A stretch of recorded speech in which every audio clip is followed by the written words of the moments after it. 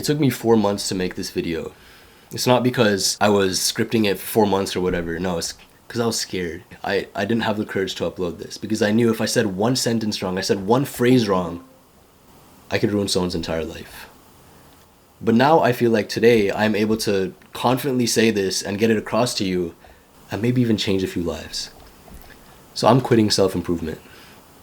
I want to take you back to 2021. Quick recap of who I am, how I got here. Pretty much, I stumbled upon self-improvement. Some guy was talking about how we can attract women. And I had 3 big goals at the time. I wanted to get jacked, I wanted to attract women, and I wanted to make money. I think that's most people's goals. And so, watched this guy, his name was Hamza, stumbled upon his videos. He talked about something called the red pill. I'm like, okay, red pill, cool. Went into a deep dive on Reddit. Then for an entire year, I listened to everything he said. He said, work out, you look good, which will attract women. Okay. Said follow some of the other stuff, meditate, you'll get better mental health, which will lead you to better conversations, better women. Okay. Journal, clear thoughts, better mental health, woman. Okay. Listen to all of it, and it worked. A year later, I got my first girlfriend. Proper one, of course. The rest were not good. First girlfriend. And so I was positively reinforced with the things he told me to do. Now I'm like, okay, Hamza's right. Everything he says is right. Everything worked so far. I'd gotten jacked. I'd gained about 15 pounds of muscle by then. I weighed around 140 pounds, 5'10", which was, I was lean, I had a 6-pack, whatever. And, I attracted a woman, but now I wanted wealth. And so now Hamza was saying, okay, if you meditate and, you clear your mental health, you'll make more money. Okay, makes sense. If you journal, you clear your mental health, you'll make more money. Okay, all right. If you work out, you'll be able to work better, give you more productivity, make you more money.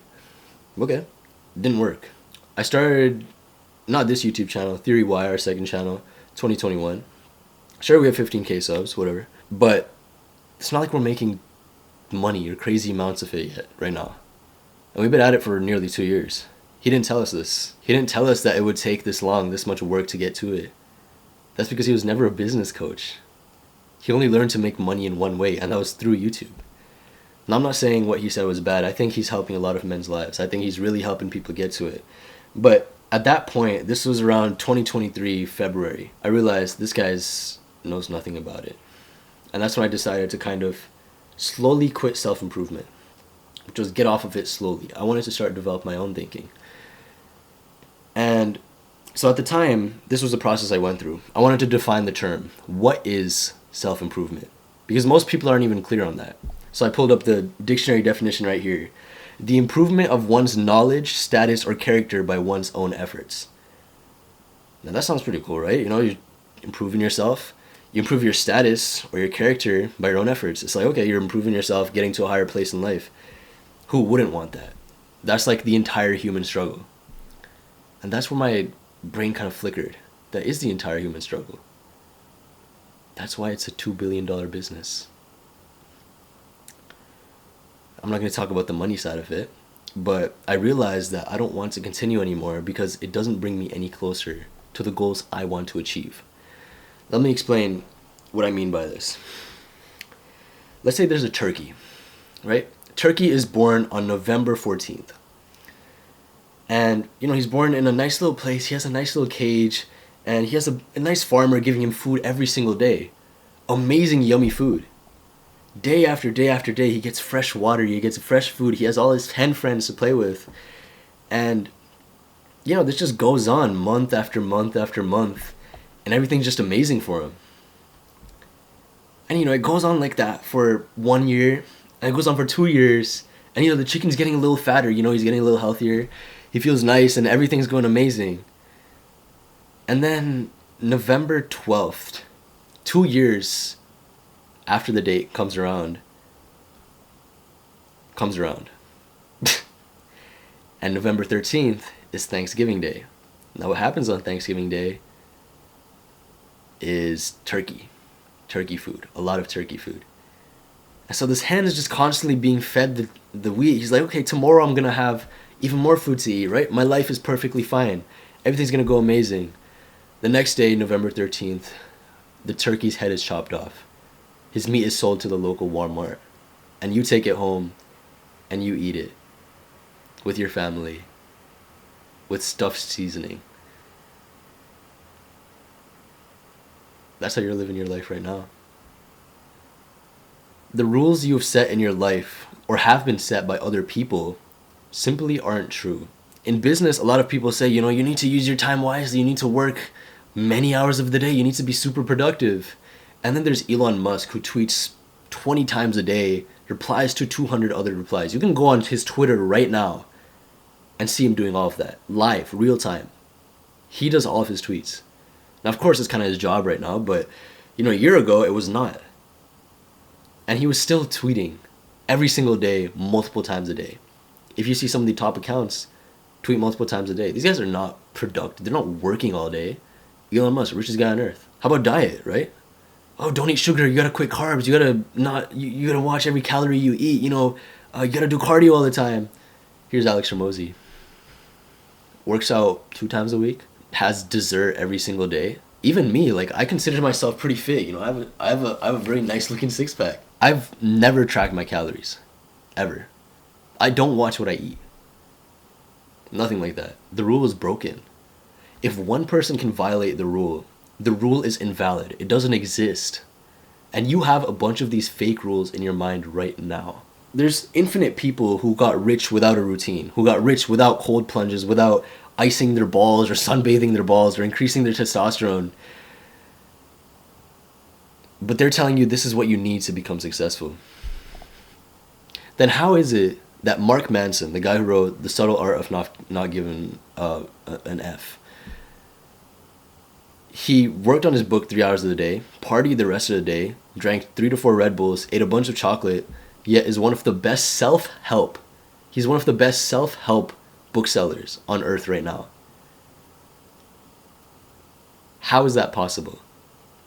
A guy who preaches self-help had a shitty diet, literally worst life you can think of, yet made millions. Rich. He's rich. The rules you have in your mind are not real. And so I thought about this. I'm like, okay, self-improvement, all of these rules I have were never real. I just listened to someone who I got positively reinforced by, and I kept on taking advice over and over and over. I'm like, okay, everything else he says will work. Not if it would. Now, here's a line that I think would probably help most people. I just want to follow the formula, then live my life how I want to live it. Now, what do I mean by that? Let me give you a guy. Let's name him John. John watches a lot of porn. He masturbates 3 times a day. He drinks 1 bottle of vodka every single day. John is single. John lives in his mom's basement. John is not an amazing person, clearly. Now, what if we took John to the gym 3 times a week, right? We made him lift to failure every single time. Only 3 times a week we made him lift to failure. And we made him eat 150 grams of protein. Would you consider John, if you did that for a year, to not be fit? Probably not. Right? Of course, he's following the formula. Go to the gym 3 times a week, eat 200 grams of protein, train to failure, do that for a year. John gains 15 pounds of muscle. And I know all of my friends who are into fitness would 100% agree with this. That is all you need. There's no other variable that will make it so that you become more successful in that specific thing. Of course, if you watch porn, if you masturbate, if you drink a lot of alcohol, it will be harder for you to do that thing. I will not deny that. But that doesn't mean that you can't get the results that are similar to it. It simply makes it harder. And the formula for nearly everything I've realized is so simple. Extremely simple. If you want to become more present, live more in the present moment, just meditate 60 minutes for 60 days. Your life will change. That's it. That's only if you want to be mindful, if that's your goal. If you want to put on 15 pounds of muscle 3 times a week, lift to failure, eat 150 grams of protein, do it for a year. That's it. That's the formula. I'm telling you the secrets right now. You want You want to attract women? I don't actually know what the secret. I don't even know if there's a secret. But for me, like, it's just been basic human kindness, you know? Just have yourself together, be able to be confident. Like that's pretty much what's worked for me. Not some stupid, oh, you know, look her in the eye and then look to her right shoulder and then touch her and then you need to establish physical, like, no. I don't, why? I don't think it's that like these guys think 500 years ago, we didn't have guys sitting there like, oh man, I just gotta establish some physical contact so that she'll really be into me and then look her in the left eye because, you know, humans are more like, no one was doing that. And I think what's happening with Andrew Huberman, right? A lot of people watch him now. 4 million subscribers in a year should probably tell you something about what people are into. People believe that will make them successful, that will make their life better. The only thing it's doing is improving a specific thing. You want to get more fit, you will get that, but this will not make you more successful, right? All these Andrew Huberman guys, they'll think, oh man, I just gotta optimize my routine and get my cold shower and get my 20 minutes of sunlight. It's like, so many successful people have gone where they are without any of that. Most people adapt these habits after they've already made all the money because now they have different goals. You're trying to reach their goals by applying the habits that they got after reaching their own goals. That makes no sense. Why would you do that? As I mentioned, the formula is so simple. Most people simply aren't willing to stay consistent with it. I'll give you an example. Podcasts. 90% fail by the 3rd episode. Like literally 3 episodes in. If you can upload 3 episodes, you're in the top 10%. That's how easy it is. And by the 20th episode, 90% of that 10% that were remaining have left as well. If you upload 20 episodes of a podcast, you are in the top 1% of podcasters. That is insane. Like that's less than 6 months of work. If you go 3 times a week of podcasts, do that for 6 months. How much is that? 24 weeks? Whatever it would be, right? Like you're top 1%, just doing it 6 months, 3 times a week. Like that's so simple. Most people just aren't consistent. And now some people complain, you know, I gotta be top 1%, I gotta be top 10% man, you know? And it's like, let me tell you what, if you speak English, you are literally born top 20%. There's 8 billion people on this earth, right? And that means around 1.6 billion, only 1.6 billion out of the 8 billion humans on earth speak English. And why is this important? Because 60% of the internet's knowledge is English. But if you simply speak English, you are top 20%. You are able to access millions of archives of knowledge of books that other people on earth cannot access. Born 20%. Now, if you're born in America, your income level is probably already over 50,000. That's the average. Simply by having your income level over 50,000, you are top 10%. Just born into it already. Now, if you are making, let's say you're a little bit more wealthier. Let's say your parents combined make 100,000. And of course, that's not a lot in the modern day now, but combined, if your parents both make 50,000, it's about 100,000. You're in the top 10% of the entire world. And this story was kind of clear to me when I was taking the SAT, which is a test here in America it's a standardized test to get into college. And I searched up, okay, I was curious, like, what's the average score of the SAT? I just wanted to know. Average score of the SAT is 1050. 1050. When I took my first test, we were allowed to take it multiple times. When I took my first test 2 years ago, without zero studying, I got a 1380. And I searched up what a top 10% score for the SAT is, 1350. What in the world? I didn't even study. And you want to know why the average score is so low? I took my test about 2 weeks ago. Again, you know, I wanted a higher score. I'm trying to get top 0.01 status, by the way. But I took the test 2 weeks ago. Mid-test, there was a girl in front of me. We went through section 1, we went through section 2, she slept. Head down. The test was right in front of her. I could see the administrators of the test laughing. Like, they were smiling, like, what do we do here? Like, do we wake her up? We're all looking at each other smiling. That is why the average is 1050. Most people just don't even try. It's not even funny anymore. It's just sad. If you literally go to the gym once, you will beat hundreds of millions of people. And the thing here is that it's not about competition. I think competition is just like a monkey game we play. It's just like a little monkeys fighting against each other. I don't think it's about competition. I think it's about realizing that you should do what you want to do without having to worry about others. And that is why I pretty much quit about self-improvement. Because the only reason I was doing it was to reach a goal. And I was trying to be competitive in the wrong things. If I was competitive in the right things and spent 2 years of my time in that, I would have gotten much farther, much quicker. And so the question is, okay, how do you be consistent? I remember I used to play Fortnite a lot. It's like one of my favorite games. And, I was pretty much on it. Like, my mom only allowed me to play like 2 hours a day. I was trying to sneak past it. I was super addicted. But how did I get addicted? I was always curious. So I sat down and I thought about it. How did I get addicted to Fortnite? Or literally any game I played? I was rewarded every time I played. Let's say I played a game with my friends. And, we got off it's called like a battle bus. I remember we jumped, so basically it's like a multiplayer game if you haven't heard of it. We jumped off this battle bus and we landed on the ground. And I got my first gun. I shot up some guy. This sounds so wrong. This is a game. Alright, this is not real life. In Fortnite, I got my first kill. I'm like, okay, I did it. I finally got it. And my friends are like, yo, let's go. You got it, boy, let's go.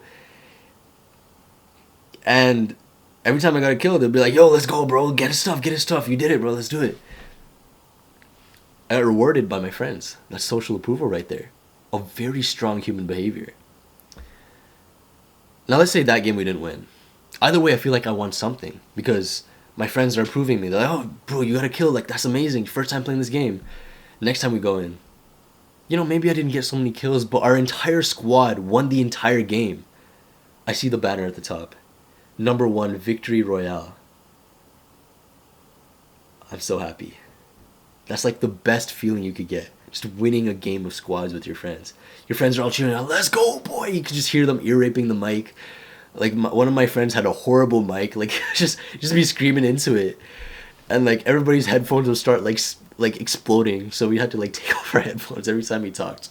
But, just positive reinforcement every time that happened. Sometimes we didn't win, but we always got some kills, right? There was always a reason we won.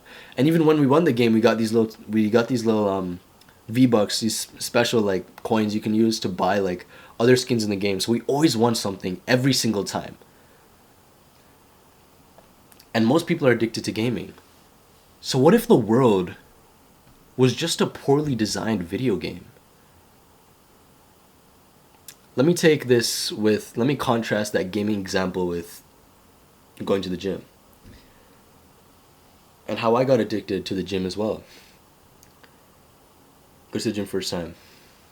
And my friend's like, okay, let's bench. Let's bench. Oh, dude, I've never benched before. Like, what do I do here? Bro, trust me, let's bench. So he drops on 25s on each side. So that means we have 95 on the bench. This is my first time benching, by the way. I lift off the bar. He's like, alright, just drop it down and lift it back up. Of course, it's the first time benching, so I don't really know how to do it. But I drop it down, touching my chest. I push up. I get it up. The 3 guys there, they're all screaming, go for another one. Drop it down. Push. I got it. Reinforcement. Let's go, boy. Just like they said in the game when I got my first kill. You did 95 for 2. It's your first time lifting, bro. That's amazing. Let's go, boy. I wanted something. And so the next time I come around, I'm like, okay, you know what? Why don't we do 95 for 3? I do 95 for 3. I won again. Positive reinforcement. Do you see how this works? If you design... And so the cycle just kept on going. 95, 105, 115, 135, 155, 165, 185. Now I'm at 225. I just keep on looking for progress. That's how I got addicted to working out. Now here's the thing though. Of course there's other exercises. That's not just the bench. If I had 5 exercises in a day, maybe I didn't make progress in 4, but at least I made progress in 1. There's always a way to win. That's what video games do. There's always a way to win. If you got a kill, you won. If you won the game, you won even bigger. If you got the secret chest in the corner, you won still. There's always something to win in every single game. Similarly, there's always something to win in your gym session. Maybe you didn't do better on the bench, but maybe on the shoulder press you got 1 extra rep. That's a win. Maybe you didn't make progress in anything, but that day you ate a little healthier than yesterday. You made progress. It's all variable in reward. Everything you're doing right now, everything that you've gotten yourself into, was because you were rewarded for it in the past, and you're simply repeating that behavior every single time. This is why so many things are so addicting, because you simply did it, you were given dopamine, you're doing it again. That's it. That's all you're doing. And if you could use that to your advantage in everything, if you can find a way to win every time, you will always come back. Like, that's the best way to make a habit, and it's an atomic habit. You just gotta make it easy to access. You gotta make it rewarding, and you gotta make it something that's fun to do. Like, that's like most of it. I forgot the 4th one, but that's pretty much like all habits. If you can make it easy, you make it fun, you reward yourself every single time in some way, you will get any habit you want. Like, that's how easy it is. So I did self-improvement for 2 years. Did I waste my time? It's complicated. On a long enough time scale, a waste of time is subjective. You know, I made a video on this. I'm like, don't think too long term. Pretty much, if you think through long term, you'll be like, okay, nothing is useful. It doesn't even matter what I do. Let me just not do it. You know, that's nihilism. But there's a specific type of nihilism that will probably help you much more, and that is optimistic nihilism. Now, most people say nothing matters, so I'm not going to do anything. Let me just kill myself. Right? A lot of people really do say that. Like, that's suicide. That's depression right there. But there's also people that say nothing matters. That's great. I can do whatever I want. That's optimistic nihilism.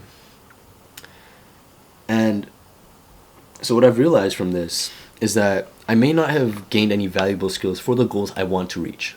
Right? I want to get rich. That's like my biggest goal. Now, none of these habits got me there, but what I have learned are meta skills. So what are meta skills? I learned how to read much faster. That will make it so that it's a skill that can be applied anywhere. Whether I'm trying to make wealth, whether I'm trying to get better fitness, right? I'm able to read better studies, you know, maybe I'm able to get better sources for this type of wealth, whatever, right? I'm able to read much better. I learned to work hard. That's a skill that carries over to fitness, to wealth, to whatever, right? I learned softer skills that aren't really mentioned, like how to track time. Like, I'm able to track my time now. I'm able to be much more productive. I've learned how to talk to persuade people. I'm much more confident in the way I speak. And I also got the confidence, and this one's especially important, I got the confidence of knowing that I can achieve the goals that I set out for myself. Because before I didn't have this experience. I didn't have the experience of, okay, I'm able to achieve a goal. But now I do, because I've seen it happen. I've achieved the body I've pretty much wanted. I've achieved the woman, whatever. Now, of course, I could have gotten all of this by simply believing in myself, and that's a cheat code for you out there right now if you've just been on self-improvement. But I spent 2 to 3 years getting these skills. I'm just relaying them to you. There are some things that can't be taught. For example, most people can't teach you how to sell. You can read as many books on selling as you want, but the guy who's made 100 sale calls will still be better than you. Easily. It's the same with doing squats or doing a bench. Like, if you bench 100 sets, by the 100th you'll be way better than you were on the first. Like, it's just obvious. Progress just comes through doing it. Now, you can accelerate that progress by learning a bit more, but most of the time if you just do it, you'll get better. But I'm just giving you the shortcut, the skill that I learned throughout these times. So what am I going to do now? Well, I've kind of made my own new self-improvement. Because when we defined self-improvement at the start, it meant improvement of one's knowledge, status, or character by one's own efforts. But what I want to add on to the end of that is for their own gain. Because they never mentioned, sure they mentioned, improving your knowledge, but for what? They never mentioned that. I want to improve my knowledge so I can make money. And maybe once that goal is achieved, because I know it will happen, then maybe I will want to be happy. Maybe I want to find a good relationship. Maybe I want to XYZ, whatever. Then I'll change my self-improvement to whatever that is, because I've mastered the skill. That's how I think it should be. You shouldn't just be going self-improvement for the sake of self-improving or attracting women.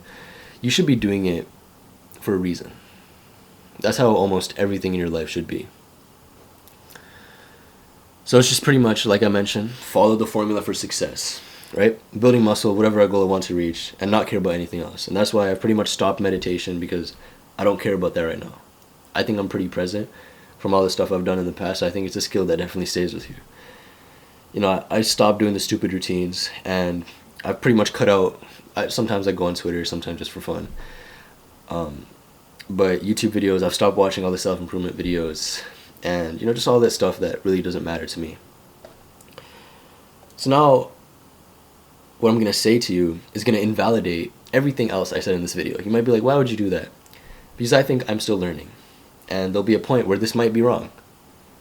That's why I said I was scared at the start. I said I was scared to upload this because I might ruin someone's life. I want you to ask yourself, 80 years from now, the work that you're doing, whether you want to build a business, you want to make money, all of that, you might get benefits. And if you're working out, you will get there. Genuinely. If you work out 3 times a week, live to failure, do that for a year, do it for 80 years, you will be fit. Let's be honest, you will be fit. But for what? Is there a reason you're doing what you're doing? And if you have a bit more time on your hands, or you're a bit more into philosophy, you really want to get to the root of things, ask yourself, 800 years from now, you might get benefits from this work. But for what? I'm going to leave you with that. Alright, okay, bye.